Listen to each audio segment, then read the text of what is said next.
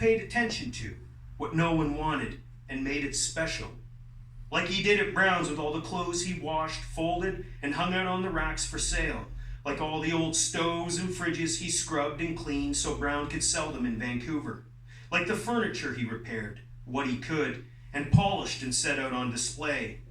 And like all the city stickers on the discarded suitcases he heated up with a hairdryer and peeled off to stick on the Yami so it resembled the city's lampposts. At that, he lifted the Yami up again until she was out of the shadow. He studied her and started to read the names of the stickers.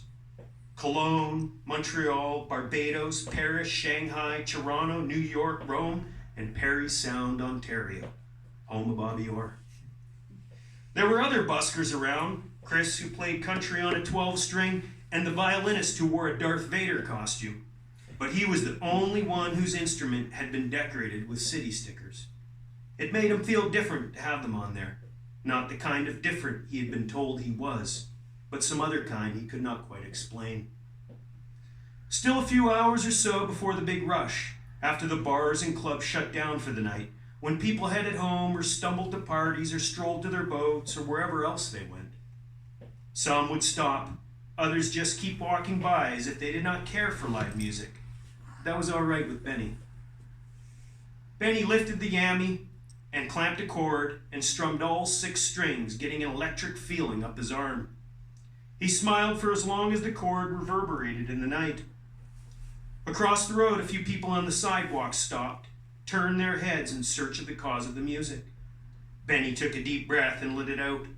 He slipped a red bread tag from the pocket of his Levi's. His arms and hands and fingers came alive to run the gamut of chords. Each time he hit the string harder and faster, priming, getting ready to go. She was chanting tonight, something powerful, as if she knew tonight was the last night of August, the final performance until next May. He started to play Spirit of the West's Home for a Rest, a song he had picked up off the radio a few years back. After he finished a long set, he took a moment, taking in the city, distant laughter, thumping bass, people walking by, and in a single lit window above the flower shop across the street, there was the silhouette of a person. He began to play a tune he picked up last week but forgot the name of. He closed his eyes, the electric feeling crawled up his arm and spread through his body as the big Yami and the little Yamis resonated on the street. When he ended the song, he opened his eyes. There was an audience of 4 in front of him, 2 middle-aged couples he had never seen before. They had smiles on their faces, eyes alight, as if they truly digged his music. He started up with Fortunate Son to keep the momentum going. Benny's audience grew and shrank as he continued with his set. Some people stopped briefly, others stopped for a few songs. He finished the 8th song with a tune from the band. Everyone clapped and someone whistled. People tossed handfuls of change into the case. An older man with a ponytail, who looked kind of like Jesus, stepped forward and dropped a folded bill on top of the change. The audience drifted away until only a young man and a woman remained. Benny stuck the bread tag in his lips and went over to the Suzuki. He lifted his helmet from the moped basket and hung it on the handlebars.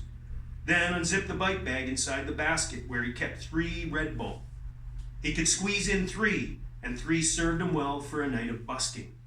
It helped him get to where he needed to be. He had long ago given up the hooch. "How long you been playing for?" said the man, his voice excited. He couldn't be more than 20, shaggy brown hair, pimples on his cheeks, black hooded sweater, as if he had just gotten out of bed 20 minutes ago and didn't care what anyone thought. "Since I was 5, said Benny. "5, the man mouthed and looked to the woman. She had very straight blonde hair down to her shoulders, glasses with dark blue frames. "That's insane," said the young man. "Did you hear that?" He pointed at Benny, eyes still on the young woman. She had a phone in her hand, maybe texting or surfing or playing a game. Benny popped the tap on the Red Bull, hearing a fizz, and chugged a long drink. "I've been taking lessons for 2 years, said the young man. "Don't even sound close to that." He turned to Benny. "You're friggin' awesome. How'd you learn, tab or chords?" "From the radio," said Benny. "As in you listened to it and play it?" "Yep," said Benny. It was how he learned. intently listening to the radio, eyes closed, snagging every bit of sound blaring from the speakers. He could pick out the guitar that was out of tune by the tiniest, could tell when a guitarist's timing was off too.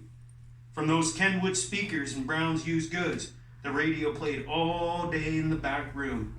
Classic Rock 101 from Vancouver, the best of the 70s, 80s, and 90s. Benny listened at coffee time and lunchtime and all the times in between as he separated, washed, and priced clothes. Brown did not want him working up front, said he did a fine job processing goods in the back, and it would be foolish for him to have Benny anywhere else but where he was.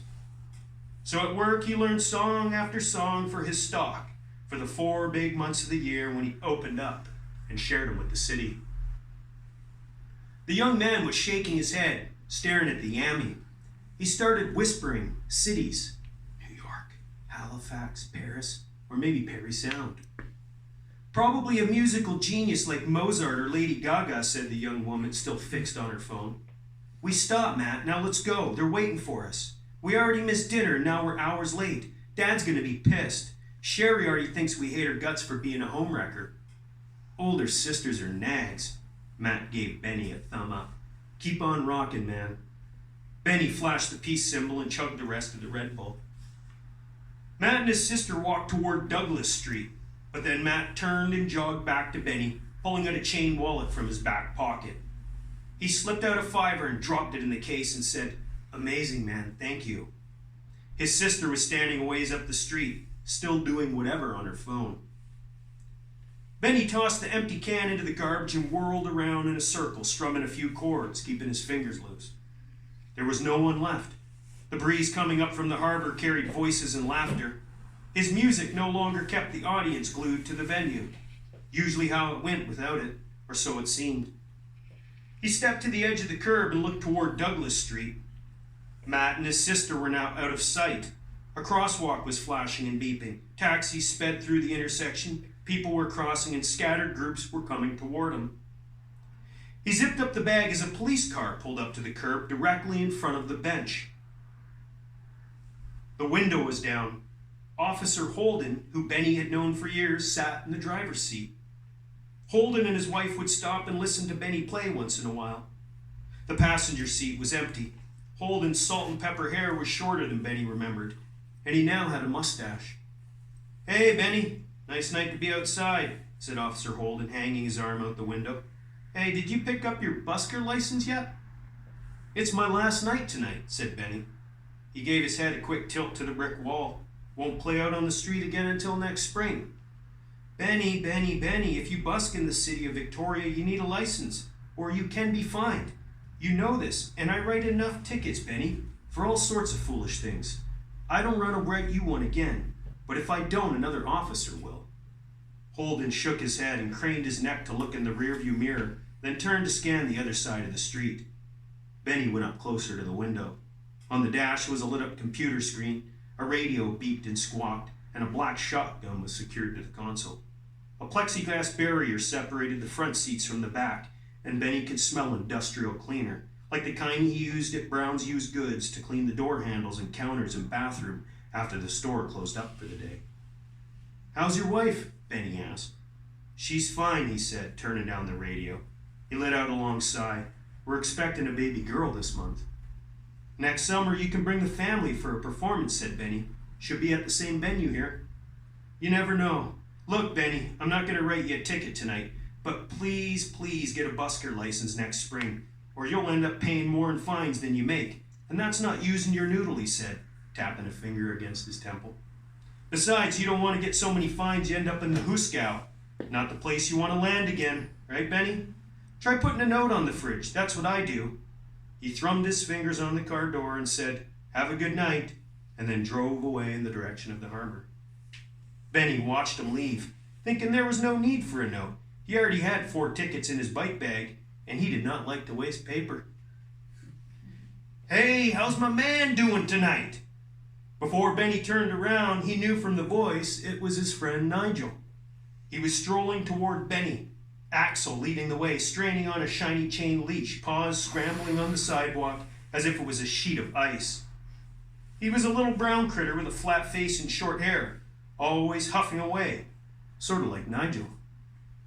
Played for a while tonight, said Benny. Just waiting for the rush, gonna happen soon here.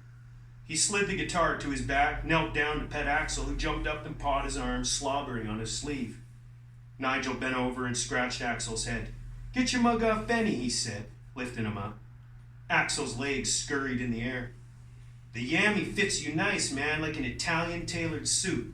Snazzy. And all those stickers you put on, man, they add character, like scars. And you know the ladies dig scars, right, my man?